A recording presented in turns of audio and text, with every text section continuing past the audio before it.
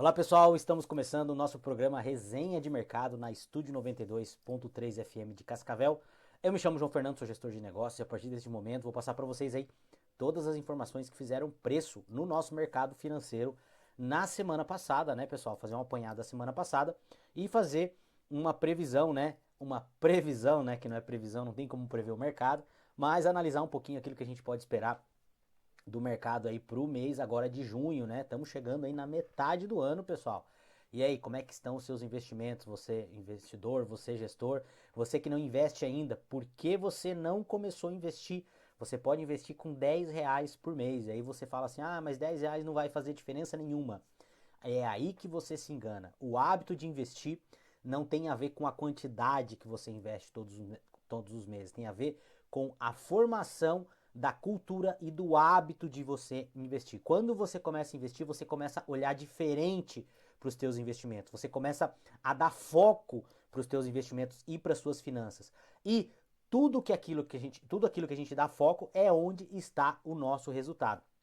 Então, todas as pessoas que começam a investir, que começam a olhar, né, pelo prisma do investimento, começam a mudar a sua cabeça, não só como investidor, mas começam a estudar mais, começam a olhar e abrir o prisma em relação ao seu trabalho, aquilo que ele faz, aquilo que ele pode fazer. E no decorrer do tempo aí você pode ter certeza que você vai ganhar muito, não só como investidor, mas profissionalmente. Às vezes você pensa assim, ah, mas não sobra dinheiro, eu não consigo investir. Sobra sim, você pode deixar de gastar R$ 10 por mês e começar a comprar um fundo imobiliário, não é nenhuma recomendação, ou comprar uma ação de uma empresa, começar a formar a sua carteira e começar a entender esse mundo. Que daí pode ter certeza que você vai buscar recursos, você vai começar a entender como o mercado funciona e você vai começar a investir mais. Pessoal, 100%, essa regra não tem exceção. 100% das pessoas que começam a fazer isso começam a mudar a vida delas profissionalmente, financeiramente, tá? Porque a gente reclama muito que o Brasil é um país desigual, é um país que vive em crise, mas eu sempre falo para vocês, onde há crise, há oportunidade. Eu falo isso para vocês com causa própria, né? Isso aconteceu comigo depois 15 anos atrás lá, depois que eu comecei a entender um pouquinho de investimento, comecei a querer investir, a minha vida profissional, minha vida financeira mudou totalmente da água pro vinho. E não leva muito tempo, tá? Não leva muito tempo. Tá bom, pessoal? Então, feito esse disclaimer aí, vamos falar dos investimentos aqui. Sempre dando os nossos recadinhos, não se esqueça, né? De seguir as redes sociais da rádio, né? Nós estamos agora com esse programa saindo inédito agora e na terça-feira, sempre às terças-feiras, às 19 horas, lá no canal do YouTube do Resenha do Mercado, né? No canal do YouTube e no Spotify às 19 horas, terça-feira, está saindo esse programa aqui para você poder compartilhar, rever ele, né? Não esqueça de seguir as nossas redes sociais, Resenha de Mercado JF. Nós estamos em todas as redes sociais, e nós temos o nosso grupo também. Se você quiser entrar no nosso grupo, é só entrar em contato aqui nessa rede social que você está vendo o corte ou, né, propriamente na rádio e pedir para entrar no nosso grupo, na nossa comunidade fechada gratuita, que lá a gente manda matéria, fala um pouquinho sobre investimento lá com vocês. E se você quiser ser nosso patrocinador, só entrar em contato aqui com o comercial da rádio ou com o comercial do Resenha de Mercado. WhatsApp 45 30 37 24 33 ou pelo nosso e-mail resenhademmercado@grupojgestão.com.br. Beleza, pessoal? Então vamos lá, vamos falar um pouquinho de mercado, vamos falar aquilo que aconteceu essa semana, né, ou a semana passada e aquilo que a gente pode esperar da próxima semana aí. Falando um pouquinho de Bovespa, né, pessoal? Bovespa fechou com uma queda aí de 0,58, mas praticamente no 0 a 0, né? A gente teve uma semana aí de praticamente o mercado andando de lado, né? E no ano, o Ibovespa ainda continua aí com uma boa alta, tá? De quase 14%, 37, quase não, né? 14,7%, fechando na sexta-feira passada em 37 mil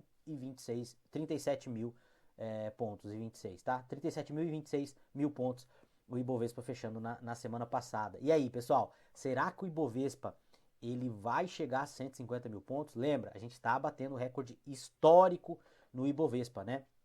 E por que, que o nosso mercado não está tão bom? O Ibovespa está crescendo, está subindo tanto, e o Ibovespa continua subindo mesmo com a Selic alta. Isso é uma coisa que não acontecia geralmente. Quando nós tínhamos a Selic alta, geralmente o Ibovespa ele não performava tão bem. O Ibovespa está performando. A gente vai passar daqui a pouco para vocês. SP500, né, pessoal, fechando a semana aí em quase 6 mil pontos, 5.911, né? Uma alta na semana aí de 2,24%. E no ano, né, o SP500 praticamente aí zerou, né, a queda, tá? E tá com uma alta aí de 0,74%. Pessoal, nós tivemos alguns índices, nós tivemos IPCA, né? Nós tivemos aí semana passada alguns índices nos Estados Unidos também, que mostram que os Estados Unidos, a economia está desacelerando um pouco, né? Já tem muita gente apostando aí na diminuição aí da curva, né? Da taxa de juros longa do, nos Estados Unidos, mas a gente não sabe se isso ainda pode acontecer. Se isso acontecer, vai ser bom para as ações, né? Porque se o juro alto lá, se o juro lá começa a cair, as ações começam a performar muito bem. E aqui no Brasil nós também tivemos falas aí de que provavelmente nós não teremos corte aí, ou de repente já estão falando até em corte da Selic na próxima reunião, coisa que eu não acredito, tá? O mercado continua aquecido, o PIB do Brasil continua crescendo, tá? E veja, pessoal, não se engane, PIB não tem nada a ver com riqueza. Eu falo sempre isso para vocês. O PIB no Brasil ele está sendo inflado, tá? Porque o governo está gastando muito dinheiro com auxílios. E se você for pegar aí, depois não vai dar tempo de falar aqui no programa, se você for pegar o último resultado do PIB aí, você vai ver que o agro continua ajudando aí a performar, tá? Lembrando que agro é produção de riqueza, né? Consumo de famílias muitas vezes não tem a ver com riqueza, tá? Gasto do governo não tem a ver com riqueza. Tudo isso compõe o PIB. Mas o agro sim, isso aí tem a ver com riqueza, tá? Falando um pouquinho do dólar, né? Nós tivemos todo esse problema aí da questão do IOF aí de 2 semanas, vem, o IOF sobe, não sobe, o governo recua, o governo volta atrás, o governo, enfim. E bem no final ele recuou em algumas partes ali, porém, né? O IOF continua alto, aumentou para as empresas que vão se financiar, tá? Vai aumentar muito o custo da empresa, que isso vai refletir lá na ponta. Isso quem vai pagar é você e é eu. Isso vai refletir lá na ponta, igual as benesses, igual as bolsas, não sei o que o governo dá para todo mundo aí, que isso reflete na bolsa do pobre lá na frente. Isso volta em forma de inflação, isso volta em forma de produto mais caro. Não tem almoço grátis. Ele coloca 100 no teu bolso e tira 200 depois com inflação, pessoal. Não tem jeito, não tem jeito. E o dólar voltou a subir aí na semana, né, fechando a semana passada em 5,72. Mas lembrando que no ano o dólar ainda está com uma queda de quase 10%, que é bom para nossa economia e é bom para você também que tem intenção de fazer os seus aportes lá fora. Lembrando que nós estamos começando o mês de junho agora e todo começo de mês, pessoal, a gente faz os aportes nas empresas americanas, né, ou nas empresas brasileiras, enfim, nos fundos imobiliários. Não é nenhuma recomendação aqui, mas todo começo de mês eu faço meus aportes, estou fazendo meus aportes agora esta semana e o dólar mais baixo é um ótimo sinal para você poder entrar no mercado americano, que é quase ou mais de 60% do mercado mundial, tá bom, pessoal? Não é recomendação, tá? Mas abre uma boa janela aí. Bitcoin, né? Essa semana ele deu aí uma realizada, né, pessoal? É normal quando o Bitcoin dá uma estilingada muito alta, os players, né, ou os traders, ou os investidores de curto prazo, eles acabam realizando, eles acabam aí vendendo alguma coisa da sua posição para fazer algum lucro, tá? Então o Bitcoin fechou a semana aí com uma queda de quase 4%, 3,97, fechando a semana passada em 104 mil pontos. Lembrando, tá, pessoal, que o Bitcoin ele tá com uma alta de 12% no ano, se recuperou e se recuperou bem.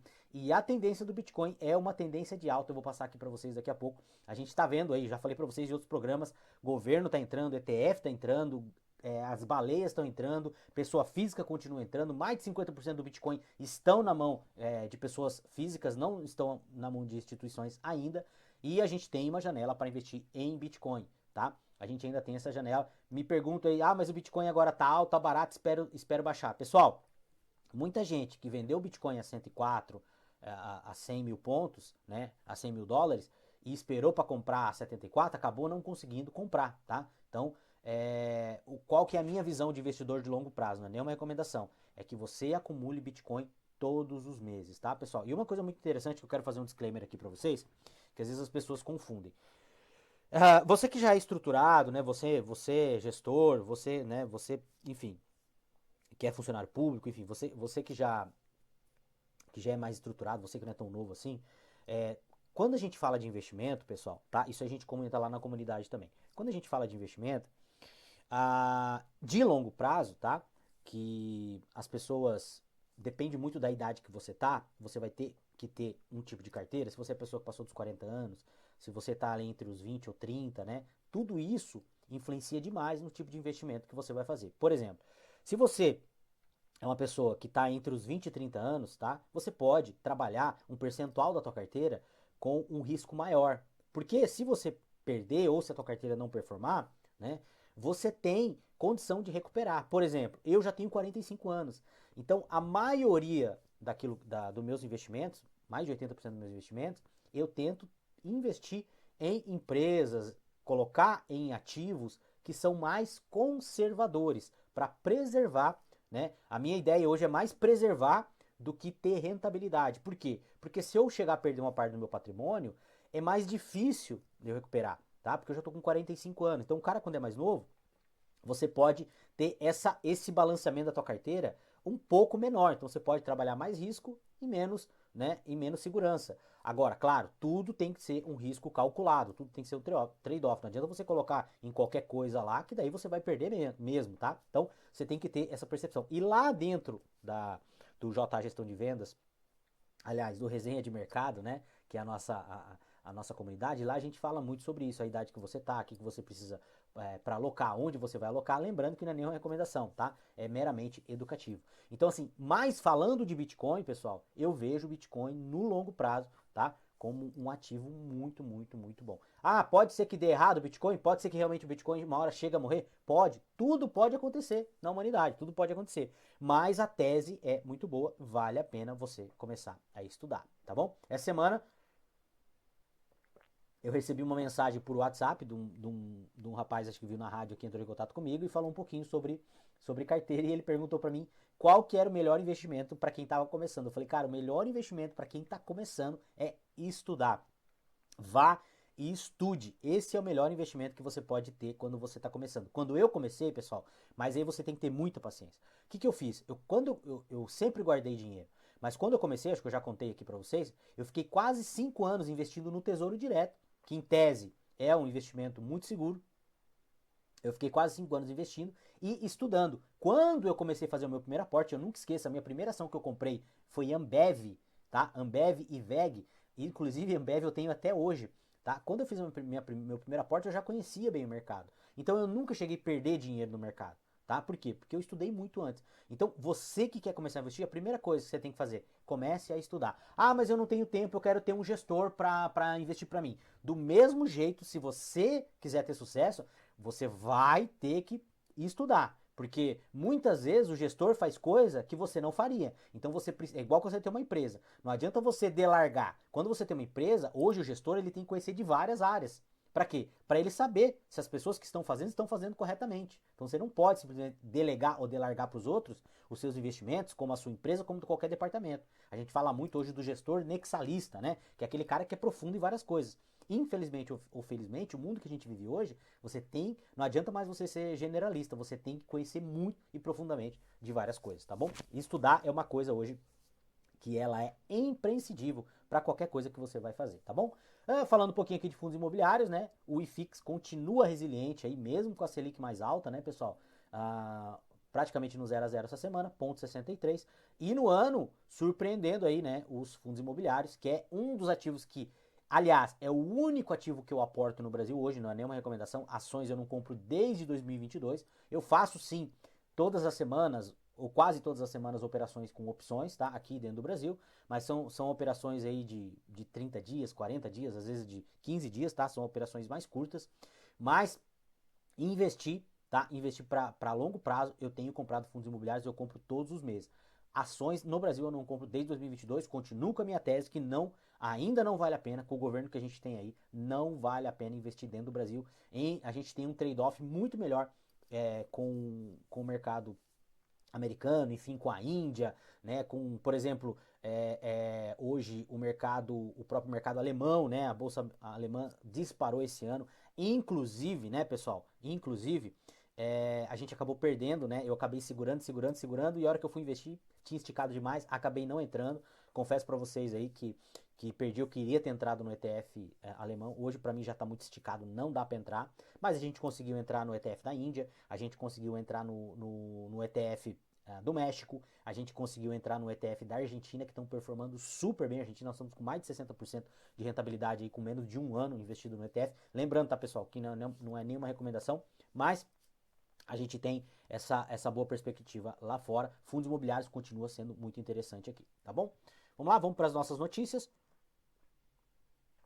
Repassar algumas notícias aqui para deixar você muito bem informado aqui no começo da nossa semana, tá, pessoal? E começando, né? Começando aqui com uma notícia aqui do portal Brasil 247, governo central tem superávit primário de 17 bilhões em abril, com ganhos de arrecadação. O desempenho foi decorrente de um aumento de 5,1 nas receitas líquidas e uma alta real de 2,5 nas despesas totais, em comparação a abril. Então, pessoal, o governo aí, né, arrecadando aí no mês de abril, né, tendo uma arrecadação aí, um superávit de 17 bilhões, né, com um percentual aí positivo de 2,5 entre despesas e receitas, né, pessoal? O que isso mostra? Que o governo está arrecadando mais. Aí você pensa assim, nossa, mas que coisa legal, que coisa boa, né? O governo está tendo superávit. Só que tem o seguinte, esse dinheiro ele está tirando do mercado, esse dinheiro ele está tirando das pessoas, esse dinheiro ele está tirando das empresas. E as empresas e as pessoas utilizariam muito melhor esse dinheiro do que o governo vai utilizar. E aí que tem outro ponto. O governo, principalmente com esse negócio de IOF, né? O que eles fizeram? Eles aumentaram o IOF, que na tese eles estão aumentando imposto, é como se fosse uma CPMF, eles estão aumentando imposto, só que eles não vão diminuir o gasto. Pelo contrário, eles vão aumentar o gasto. Então, eu não vejo isso como nada bom, porque vai acontecer lá na frente, sabe o que vai acontecer? Vai acontecer isso aqui dessa matéria do Poder 360 aqui, né? Que diz o seguinte: dívida pública sobe para 7,6 trilhões em abril, diz Tesouro, tá? A alta foi de 1,44 em relação a março, o que representa um crescimento de 108 bilhões em um mês. Pessoal, vocês têm ideia? Eu não tenho ideia nem que é 1 bilhão. Pessoal, 108 bilhões, 7,6 trilhões de reais é a dívida brasileira. É a nossa dívida. É a nossa dívida. Não é a sua dívida lá do seu cartão de crédito que você vai lá, você passa, você digita a senha e você está consciente, você está consentindo com aquela dívida. Essa aqui é uma dívida que os nossos governantes fazem para nós, pra gente pagar. E daí, pessoal, muito interessante, eu acho que eu até comentei no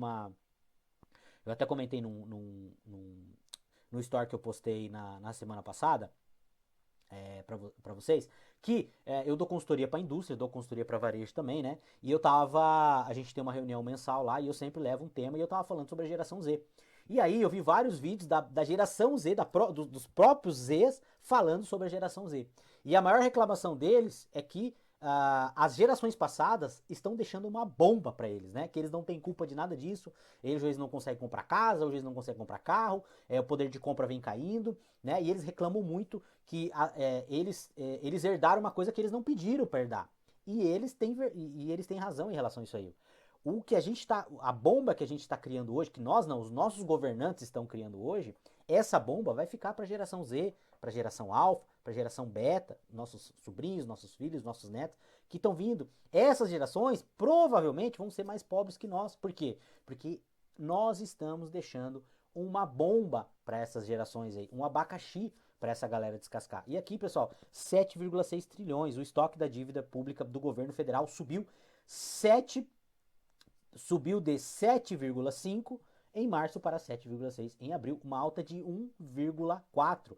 1,4 representa 108 bilhões de dívida em um mês. E aí, pessoal, a gente tem o governo falando que vai cumprir o arcabouço, né? Que o nosso arcabouço ou é zerar o déficit esse ano, ou uma banda ali de 25 para cima ou 25 para baixo, que é muita coisa. Porém, né? Isso não contabiliza as coisas que vêm por fora, que o governo está gastando, mas que não entram na contabilidade, que é uma coisa ridícula, uma coisa insana. É a mesma coisa você na tua casa, essas parcelas aqui, eu vou fechar meu mês. Eu recebi 10 mil.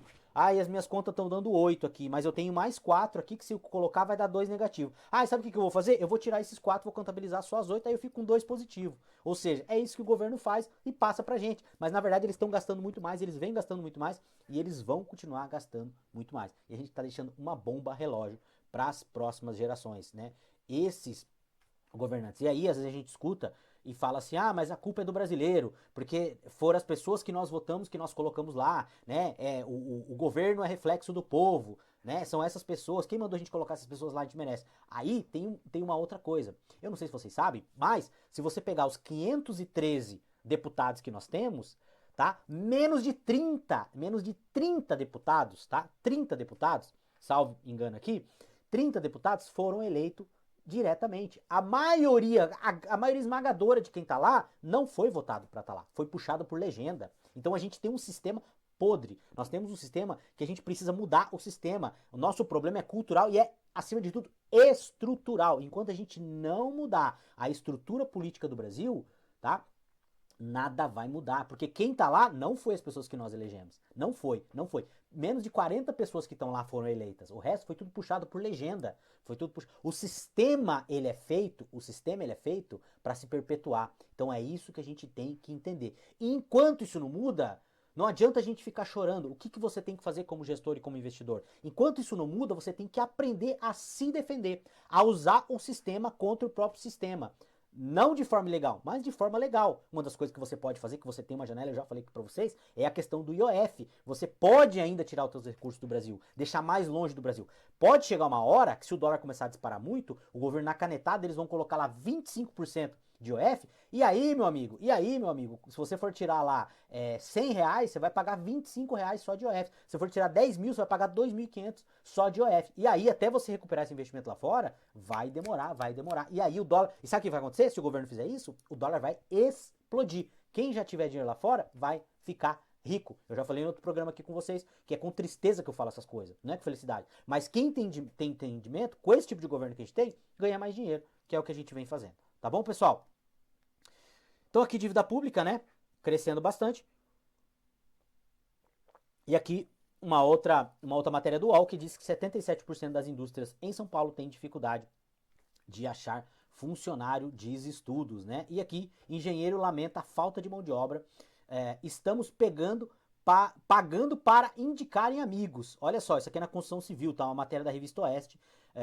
Gelson Porto, diretor do São Benedito Construtor, afirmou que não tem como expandir as operações sem antes lidar com o déficit produtivo. O que vem acontecendo, pessoal? Não tem mão de obra. E aí você vai pensar assim, nossa, não tem mão de obra porque o Brasil está enriquecendo. Não é por causa disso. São dois fatores. Primeiro, a geração Z, que é a geração que está entrando agora no mercado de trabalho, isso não é culpa deles, eles não vão entrar no mercado de trabalho para ganhar R$ 2.000, sendo que eles podem fazer outras coisas, trabalhar na internet para ganhar muito mais. E aí você fala assim, esses dias eu vi um diretor falando assim, quer que o cara trabalhe para você? Pague mais. Como que você empresário, vai pagar mais? Se você paga 2 contos pro cara, na verdade são 4.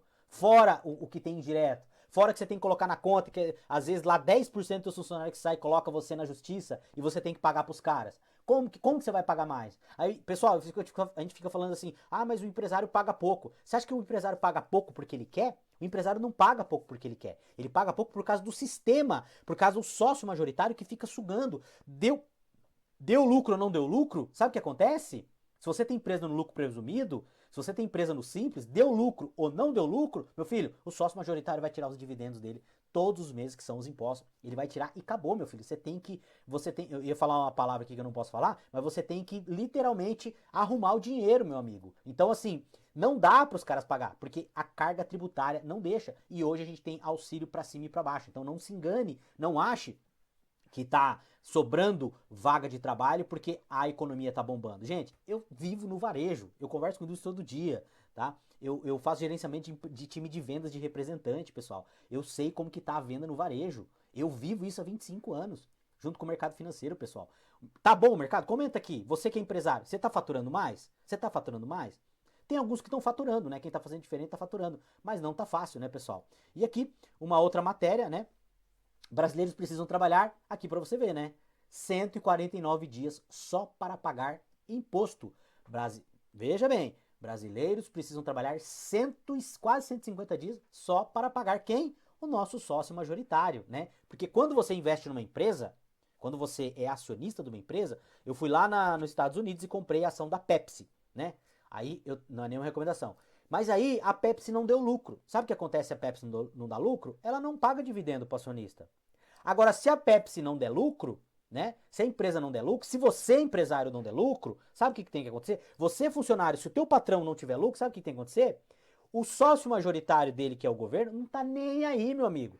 Não quero saber se não deu lucro. Eu quero aqui os meus dividendos, que são meus impostos, tá? E é muito mais do que sobra para ele, do que sobra para a empresa, do que sobra para você, tá bom? A nossa carga tributária ela é insana. E aí, essa matéria aqui diz, né, que aqui, ó, 140 dias só para pagar imposto. Os brasileiros precisam trabalhar até esta quinta-feira, dia 29, começo do mês, né? Quase 149 dias somente para pagar impostos, né? Somente para pagar impostos aqui, ó. Esse cenário apresentou a edição em um dia em comparação a 2024, impulsionado pela reoneração da folha de pagamento de 17 setores da economia pela alta do ICMS nos estados a partir de 1º de abril, de acordo com o IBTP. Não sei o que é isso aqui, deve ser algum órgão, tá? Outro fator que influenciou o aumento nos dias trabalhados pelo brasileiro pagar mais imposto foi a tributação de importações de pequenos valores. Olha só, você aí, meu amigo, que fala que o empresário, né, que a culpa é do empresário, sabe o que você está fazendo? Você está trabalhando 149 dias só para começar a ganhar dinheiro. E sabe para quem está esse dinheiro? Não está indo para o empresário, não está indo para o teu patrão, está indo para o Estado. Tá indo pro Estado inchado. Então, pessoal, por isso que eu falo para vocês. Por que eu trago essas matérias aqui? A minha intenção não é ficar falando de política aqui. A minha intenção é mostrar com isso que você tem que tirar os seus investimentos do Brasil. Não é nenhuma recomendação. Ah, mas aí os Estados Unidos está passando por crise, os Estados Unidos tem uma dívida impagável. Tudo isso, pessoal. Mas lá é menos pior que aqui. E assim, se der ruim lá, vai dar ruim antes em todo lugar antes. Antes Estados Unidos e China quebrar, meu amigo, vai quebrar o mundo todo. Os dois, quem vai apagar a luz é um dos dois, tá? Então é melhor estar lá do que estar aqui. E fora que é o seguinte, o dólar, apesar do dólar tá perdendo posição, e eu acho que uma hora o dólar, já falei isso pra vocês aqui, o dólar vai perder a sua hegemonia, né? O dólar ainda em relação ao real é muito, milhares de vezes mais forte. E você perde bem menos poder de compra com o dólar, tá? E aqui o rendimento médio dos brasileiros cai pela primeira vez em 2 anos, tá? A soma da renda bruta das pessoas ocupadas no país recuou 345 bilhões no quarto trimestre de 2024 para 345 no primeiro de 2025. Então, o que aconteceu? A nossa renda está caindo. Por que a nossa renda está caindo? Porque a inflação está subindo. E essa inflação, quando a gente fala que o salário ele é reajustado acima da inflação, é uma mentira, porque essa inflação que a gente tem não é a inflação real, então você vem perdendo o poder de compra, como eu já falei aqui em outros programas, que nos últimos 30 anos a iniciativa privada perdeu mais de 4% no poder de compra, enquanto os servidores públicos, né, aumentaram aí em quase 30% o seu poder de compra, né, pessoal? Então, tudo isso aqui é para mostrar para vocês que a gente precisa conhecer de investimento. Você precisa rentabilizar o que você tem, porque até o que você guardou, se você não rentabilizar, você vai perder, tá? Aqui outra matéria do G1, tá? Preços sobem 0,36 em maio, puxados por alta da energia elétrica, tá? Então a gente teve aí o IPCA do mês de maio, né? É a menor alta para o mês desde 2020, tá? Isso é um bom sinal. Por mais que a gente não sabe, você acredita que isso aqui é verdadeiro? Mas vamos lá, tá? Não tô falando, tô fazendo uma pergunta, não tô afirmando nada, tá? A prévia da inflação acumula alta de 5,40, abaixo dos 5,49. Nossa, pessoal, 5,40 de inflação, tá? A nossa meta é 3%, é 3%. E você sabe que não é 5,40. Você que está indo no mercado, você sabe que não é 5,40, tá? O IPCA o Índice Nacional de Preços ao Consumidor Amplo, o IPCA 15, né, considerando a prévia da inflação oficial do país, aponta que os preços subiram 0,36 em maio, tá? E aí aqui, os últimos 12 meses, a alta acumula 5,40, abaixo dos 5,49 registrado em abril, tá? Desde janeiro até agora, os preços subiram em média 2,8, tá? Em abril, o indicador avançou 0,43. E aqui, os maiores ofensores, habitação, saúde, cuidados pessoais e transportes, tá, pessoal? E Brasil bate recorde de empresas inadimplentes e pedido de recuperação sobem. Né? Essa aqui já pra gente ir pro final do nosso programa, só para vocês terem uma ideia aqui, uma matéria do CNN Money, né, diz o seguinte: número de empresas que não conseguem pagar suas dívidas atingiu 7,2 milhões de empresas, cerca de 31% dos negócios no país não conseguem pagar suas dívidas. E aí, o PIB tá subindo, o Brasil tá ficando rico. Mas que Brasil que tá ficando rico, pessoal? Que Brasil que tá ficando rico? 31% de todas as empresas não conseguem pagar as suas contas. O brasileiro, mais de 50% dos brasileiros estão endividados. O ano passado, nós tivemos 800 mil empresas fechando no Brasil. Nós tivemos recorde de recuperação judicial no Brasil no ano passado. E pessoal, eu não tô aqui para vender susto para vocês toda semana. Eu tô aqui para mostrar a realidade para vocês. Não é para vocês se desesperarem, não é para vocês desanimarem, é para vocês entenderem que se vocês tiverem conhecimento, sabe o que vai acontecer? Vocês vão conseguir trabalhar com todos esses cenários adversos aqui no Brasil. E o Brasil, sim, tem muita oportunidade, porque tem muita crise aqui dentro. Então a gente tem que entender essas coisas e focar nos nossos investimentos. Hoje, com esse trade-off, como está indo, como está gastando, como vai ser 2026, como vai ser 2027, como vai ser 2028, o que a gente pode esperar dos investimentos? Aqui dentro do Brasil, para longo prazo, eu não vejo um bom cenário. O que eu vejo, né, num cenário de longo prazo? Eu vejo empresas brasileiras não performando bem, eu vejo dólar disparando aqui no Brasil e eu vejo o mercado americano performando bem nos próximos anos. Eu não estou falando isso aqui na janela de um ano, tá, pessoal? Na janela de curto prazo. Ah, mas aí a gente tem que ter uma estratégia de curto prazo? Sim, a tua primeira estratégia como investidor tem que ser estudar, conhecer. Eu tenho estratégia de curto prazo. Eu opero hoje com opções aqui no Brasil, curto prazo, todos os meses. Estou ganhando muito dinheiro. Já falei para vocês aqui, não é nenhuma recomendação.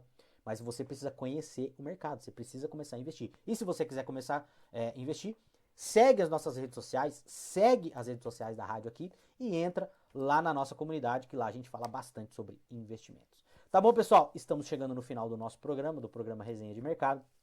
Eu quero agradecer você pela audiência, quero agradecer pelas pessoas que têm entrado na nossa comunidade, os comentários, tá, os feedbacks. Se você tiver comentário, manda pra gente que a gente precisa melhorar, se você quer que a gente aborde alguma coisa aqui, tá? E não se esqueça aí de amanhã, aliás, na terça-feira, às 19 horas, sai lá no nosso canal do YouTube e no Spotify, às 19 horas, esse programa aqui. Aí você pode compartilhar, rever ele, enfim, né? Agradeço aí, pessoal, a audiência de vocês.